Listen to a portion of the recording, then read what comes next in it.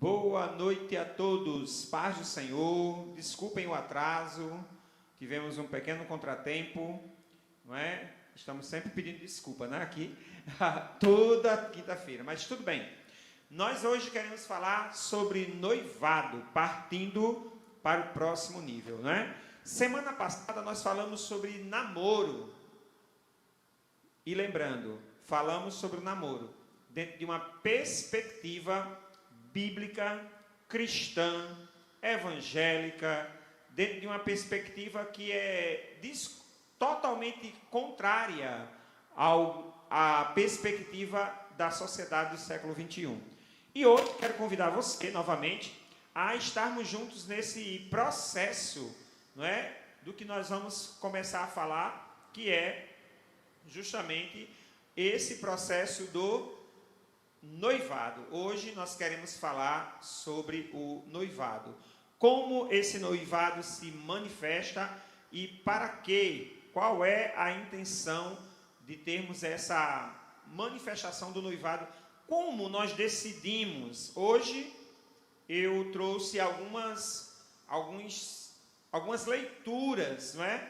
Para que a gente pudesse assim estar orientando você, estar também passando uma perspectiva bíblica a respeito desse próximo passo que é o noivado. Semana passada, se você procurar aqui no vídeo do nosso canal, você vai ver que também falamos sobre namoro, start, a ideia inicial. Por que tomamos a decisão do namoro, em que ele está baseado e como é possível manter um namoro cristão. Hoje vamos falar sobre esse noivado. Quero convidar você a distribuir esse link, a passar para outras pessoas, a compartilhar esse link de uma forma saudável, sadia, para a glória de Deus. Vamos lá, orar? Pai amado, muito obrigado por este momento. Obrigado, Senhor, pela graça que nós temos na Tua presença, pelo Teu amor sobre nós, pela forma maravilhosa como o Senhor tem nos amado e tem providenciado a Tua palavra como a base da nossa vida e da nossa existência. Toma-nos em Tuas mãos, continua conosco, para a glória do Teu nome, em nome de Jesus. Amém. Bom, querido, eu quero começar hoje, não é? Falando para você sobre essa perspectiva do noivado, não é? Como decidir? Baseado em que vai estar a minha decisão? Preste bem atenção. A primeira coisa que eu gostaria de falar para você é que não existe uma regra. Já estou namorando há 2 anos, já posso ficar noivo? Já posso fazer um noivado com ela, com ele? Já posso firmar um compromisso de namoro? Já é saudável? Já é o momento do próximo passo? Não existe uma regra. Se fosse dentro de uma perspectiva puramente humana, nós simplesmente aconselharíamos a questões comportamentais, né? A verificar somente a questão do comportamento dessa pessoa com quem você pretende, né? E você deseja estabelecer um vínculo maior. Mas dentro de uma perspectiva cristã, nós somos obrigados, né? Ou somos impelidos, vamos dizer assim, obrigados não é uma palavra que soa muito legal, somos impelidos a ter outro tipo de olhar, a olhar para coisas diferenciadas. Eu quero que você acompanhe comigo a leitura de um texto bíblico, não vou ler todo, eu vou só citar, tá, esse texto para você e depois você lê com mais calma em sua casa, tá certo? Porque é um texto que vai falar justamente sobre o casamento de Isaac, tá? No capítulo 24, o escritor do Gênesis, ele vai começar a descrever como foi a escolha de Abraão para uma nora, não é? Preste bem atenção. Eu não estou dizendo que nestes tempos modernos quem deve escolher o noivo ou a noiva é o pai, os pais do casal. Não estou dizendo isso. Eu estou apenas fazendo uma referência. E que referência é essa que eu estou fazendo? Ao processo de noivado que aconteceu entre Isaac e Rebeca, não é? E eu não quero entrar em elementos culturais, não é? Porque isso aqui nós estamos falando da Mesopotâmia pré-hebreia, não é? Antes dos judeus, uma Mesopotâmia antes da própria nação judaica existir, tá certo? Isso é o tempo dos patriarcas. Não quero entrar nesse mérito, mas eu gostaria que você lesse com atenção e, em seguida, fixasse seu olhar sobre alguns textos. Então, deixa eu repetir. Gênesis, capítulo 24, versículo de número 2, 3, vai nos falar um pouco sobre um pré-requisito que Abraão estabeleceu para que tivesse uma mulher que fosse noiva e esposa de Isaac. Ele diz, olha, em outras palavras, deixa eu contar a história para você, que depois você lê a Bíblia e você vai poder constatar o que eu estou dizendo. Capítulo 24 de Gênesis. Abraão já estava velho, sua esposa Sara já tinha morrido. Ele chama o seu servo de confiança e pede para que ele faça um juramento. Pediu para que ele jurasse que ele não traria para seu filho, para a esposa de seu filho, uma mulher das cananitas, daquelas nações que moravam ao seu redor, que serviam a deuses estranhos, se prostravam diante de imagens, queimavam incenso. Numa questão, qual é o princípio? Versículo 4, Gênesis 24, 4. Irás à minha terra, à minha parentela, e escolherás uma mulher para o meu amado filho Isaque. Esse foi o desejo de Abraão, que essa mulher fosse escolhida. Agora preste atenção, pastor, mas eu já estou namorando, tá? Não teve essa intervenção paternal, não houve essa intervenção da minha família, eu estou querendo decidir qual o princípio que eu uso. Então, que esse homem, que essa mulher esteja servindo a Deus, debaixo do serviço de Deus, debaixo de um temor a Deus. Um homem, uma mulher, uma jovem, um jovem que sirva a Deus de todo o seu coração, de toda a sua alma, com todas as suas forças, que realmente mantenha para você esse vínculo perfeito de graça, que estejam ali no mesmo propósito. A Bíblia também vai dizer que como andarão dois juntos se não tiverem o mesmo propósito? Estar apaixonado não é a base adequada para construir um casamento bem-sucedido. Eu estou, pastor, apaixonada por esse rapaz, e o rapaz diz, eu estou apaixonado por essa moça, não é? Não é uma base suficiente. Por quê? Porque uma característica, eu estava falando justamente hoje para os meus alunos na escola que eu dou aula, na disciplina de projeto de vida, que existe uma grande diferença entre o amor e a paixão. A paixão, ela é avassaladora, ela queima, ela arde no peito, mas ela não é sustentável em si mesma. Eu preciso de um amor apaixonado? Preciso, mas eu não preciso apenas de uma paixão. O amor, aí a gente vai para 1 Coríntios capítulo 15, ele é paciente, ele é sofredor, ele supera. Então, a base da decisão é, eu realmente amo esse rapaz? Eu realmente amo essa moça? Realmente eu estou decidindo em envelhecer com ela, envelhecer com ele? Essa é uma decisão importante. Enquanto somos jovens, enquanto você é jovem, né? Eu já estou entrando na meia idade. Ano que vem estarei completando 50 anos, né? Meio século. Então, enquanto você é jovem, nós devemos nos preparar para o momento posterior a quando essa juventude for embora. Será que eu ainda estarei com o meu coração ardendo de amor por essa mulher, por esse homem mesmo depois que os anos passarem e que o tempo fizer o seu trabalho de nos levar à maciez da pele ou o contorno do corpo, será que ainda vai ter esse amor? Então, não esteja apenas apaixonado, que haja paixão, mas que essa paixão, ela seja apenas uma neblina para desvendar o amor que realmente tudo suporta, o amor que ultrapassa barreiras. Então, preste bem atenção. Eu quero também falar para você o seguinte: 4 conselhos para você decidir sobre essa questão da decisão do noivado. O primeiro conselho é: estabeleça um diálogo intelectual. Os dois conseguem estabelecer esse diálogo intelectual?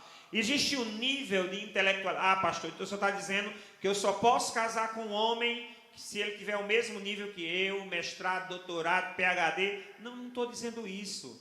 Eu estou dizendo de um diálogo intelectual que não fique ninguém sobrando, não fique ninguém alheio.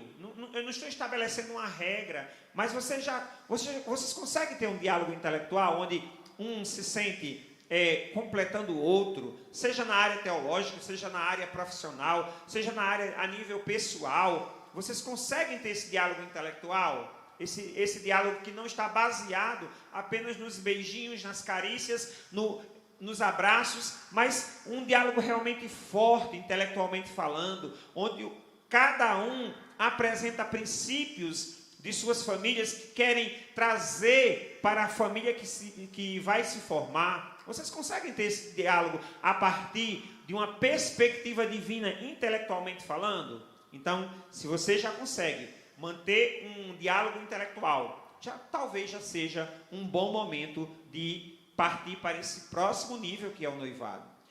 Você já consegue controle emocional?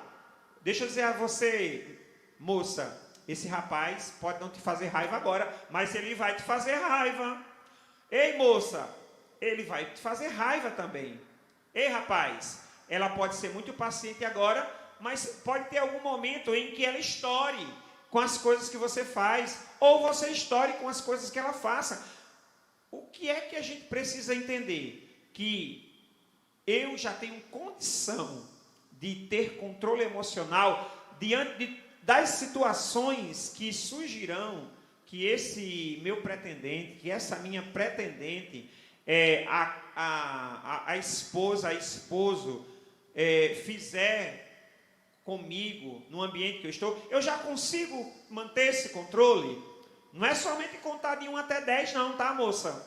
Não é somente contar de 1 até 10 não, tá, rapaz?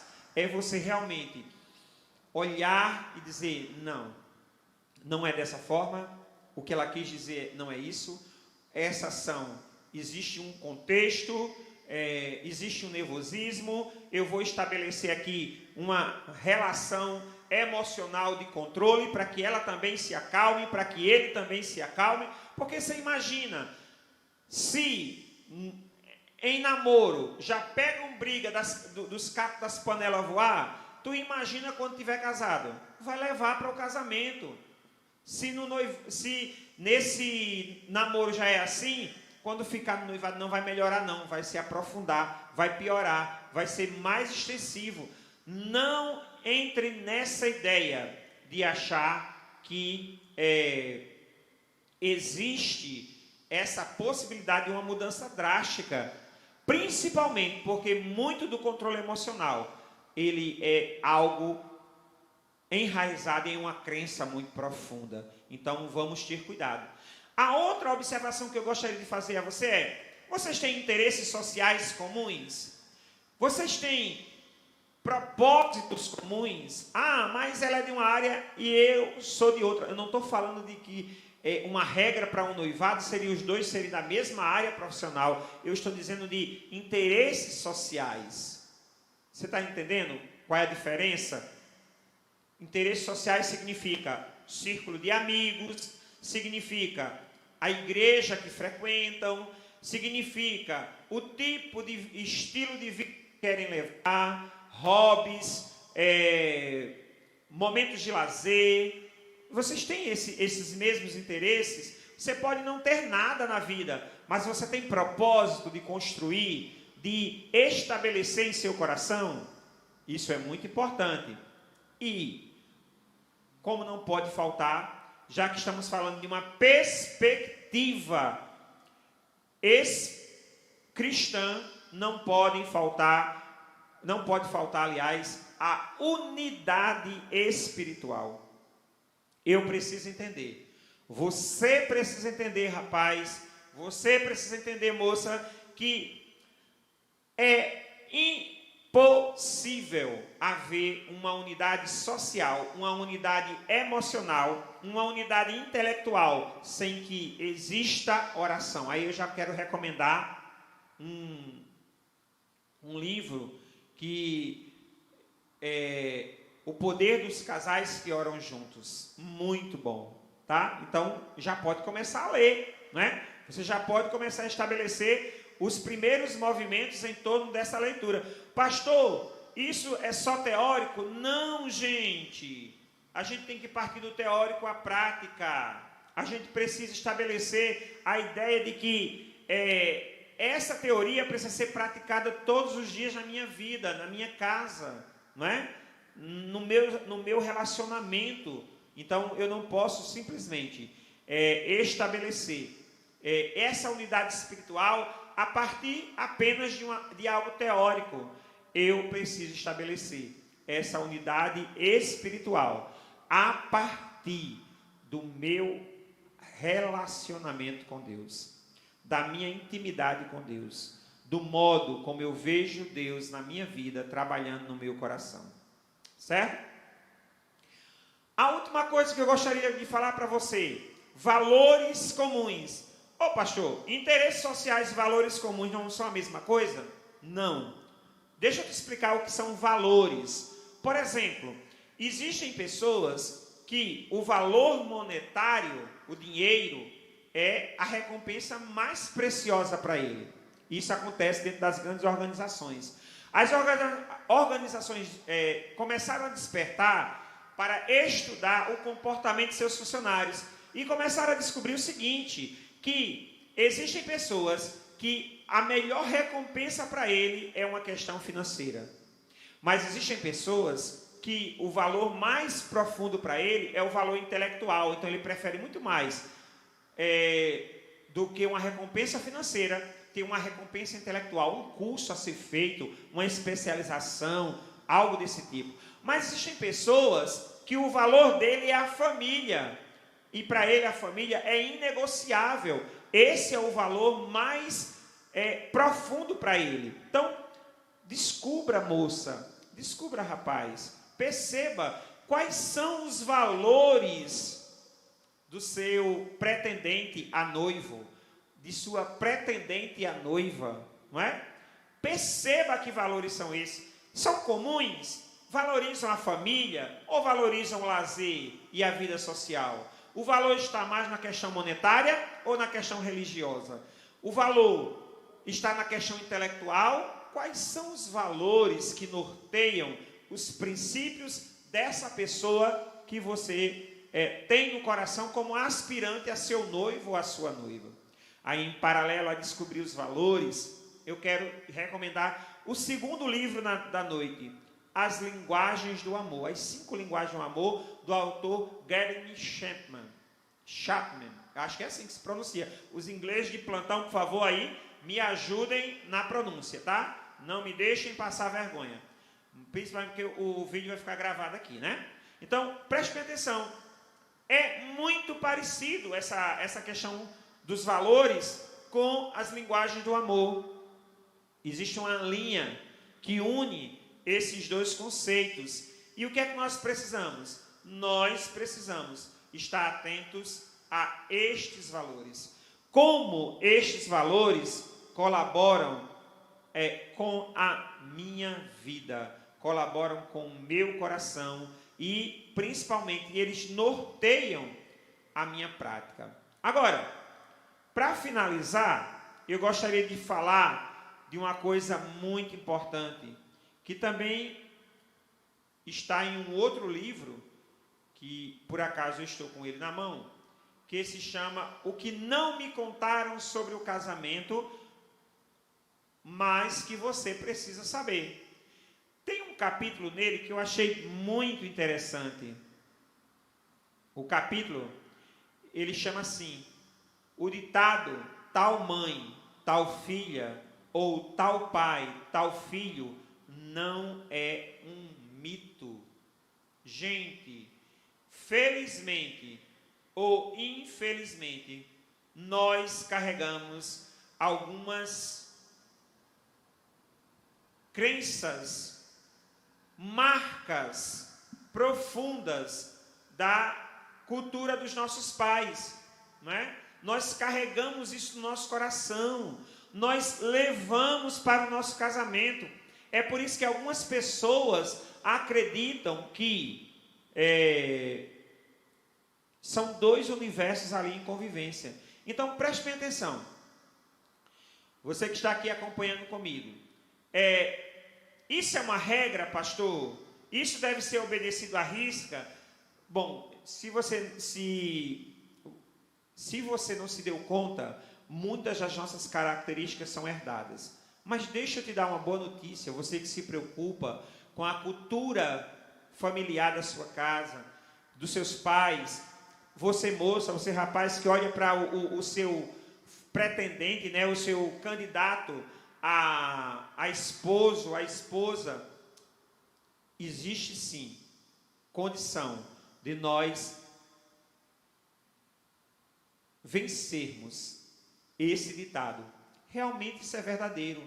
Eu carrego características do meu pai, eu carrego características da minha mãe, você também carrega algumas características, ou algumas a gente faz questão de tentar apagar, algumas delas nós fazemos questão de tentar apagar, outras simplesmente nós não conseguimos, queremos, mas não conseguimos apagar. Mas a primeira solução para este problema é que você, rapaz, você, moça, possa ter uma conversa sincera com o seu pretendente a noivo, a sua pretendente a noiva. De que tipo? Apresentando a ela quem é sua família, apresentando a ele quem é sua família, e dizendo que traços você acha que carrega, porque o primeiro passo para libertar-se dessa crença, dessa forma, meu pai era assim, comigo também é assim, eu sou desse jeito, minha mãe era assim, tratava... Não é desse jeito que você vai vencer esse ditado, essa crença. Como é que você vai vencer essa crença? Primeiro, tomando consciência de que você herdou aquela característica, aquele comportamento. Segundo, pedindo ajuda sincera a este seu pretendente a noivo, a noiva. Caso isso não seja suficiente, eu aconselho que você, quando for tomar a decisão do noivado, peça a tutoria, olha que coisa bonita, a mentoria de um casal pastoral na sua vida. Isso é muito importante, porque diagnosticando certas situações, elas vão poder ser tratadas à luz de quê? À luz da palavra de Deus, à luz do comportamento humano. Todo comportamento humano, ele pode ser diagnosticado, pode ser mudado, transformado pela ação do Espírito Santo e por ferramentas importantes de um terapeuta.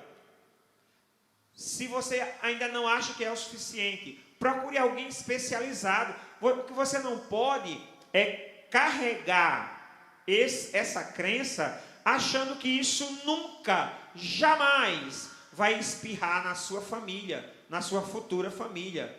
Existe esse risco, mas preste atenção, preste muito bem atenção.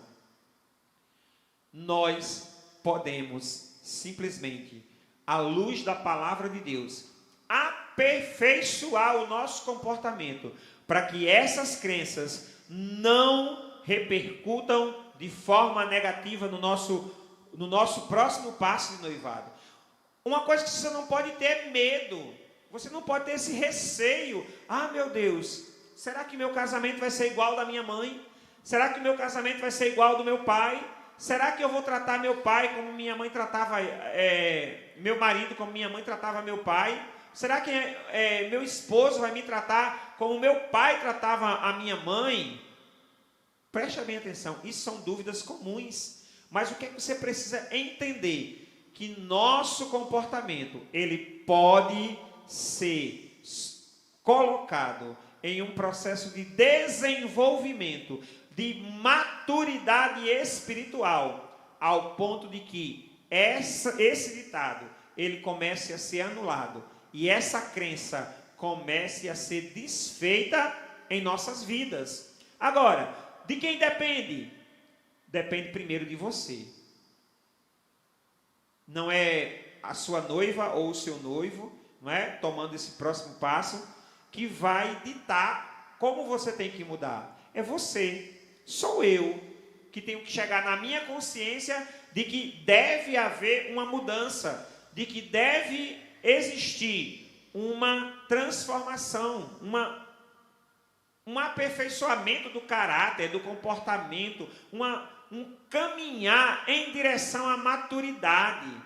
Aí sim, com essa intenção, aí eu vou realmente transformar, vou ter segurança para partir para o próximo passo, o próximo processo, que é o noivado. Pastor, isso garante que o noivado vai ser abençoado, que eu vou casar e vou viver como conto de fadas, feliz para sempre? Não, porque a vida real não é um conto de fadas. No conto de fadas, tudo acontece de forma maravilhosa e perfeita. Na vida real, as coisas acontecem e algumas vezes elas fogem ao nosso controle. Não é uma garantia, mas é um passo importante para viver uma família equilibrada, abençoada pela presença de Deus. Deu para você entender? Então, pastor, quando é que eu preciso ir para o próximo passo do noivado? Verifica, sonda, tenha conversas. A primeira coisa é ter conversas mais abertas e sinceras, sabe? Aquele rapazinho perfeitinho, cheirosinho, que chega no dia do namoro, não é o mesmo rapaz com quem você vai se casar. Aquela mocinha lindinha, maravilhosa, ela também tem alguns defeitos, ela tem algumas situações. Pode ter o quê? Aceitação, controle emocional, firmar os pés nos nossos valores, ter uma linguagem de amor reconhecida tanto do um quanto do outro. Aí sim, aí a gente está partindo para um próximo nível, não com segurança total. Repito, reafirmo, não se trata de segurança total, trata-se apenas de ter mais confiabilidade em suas decisões, mais certeza de que Deus está com você e de que neste barco, nesse relacionamento, vale a pena investir. É proveitoso fazer esse investimento. Existe uma recompensa familiar, espiritual e em todas as outras áreas de sua vida. Meu querido irmão, meu querido jovem, minha querida jovem, que está assistindo esse vídeo, você, irmão da nossa igreja, você que vai assistir esse vídeo posteriormente, eu quero fazer um pedido a você mais uma vez. Compartilhe esse vídeo em suas redes sociais, no seu, alguns ainda usam o Facebook, eu ainda uso. Compartilha no Facebook, compartilha no Instagram, marca a nossa igreja, para que outros possam assistir esse vídeo e possam ser abençoados pela palavra de Deus. A primeira coisa que eu li para você foi Gênesis capítulo 24, o versículo 4. O princípio é: tenha alguém ao seu lado que professe a mesma fé, a mesma crença em Deus, o mesmo sentimento de pertencimento ao Senhor. Vamos orar? Vamos colocar diante de Deus.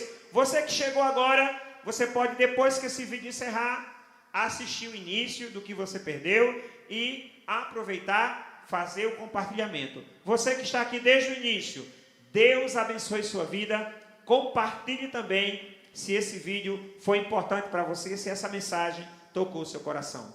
Vamos orar em nome de Jesus? Pai amado, muito obrigado por esta noite, obrigado por esta palavra, obrigado pelos teus princípios, porque os teus princípios não mudam. Toca, Senhor, esse meu irmão, essa minha irmã, que assistirá esse vídeo posteriormente, que seu coração seja influenciado pela tua palavra a tomar as decisões corretas, de acordo com aquilo que o Senhor coloca em seu coração.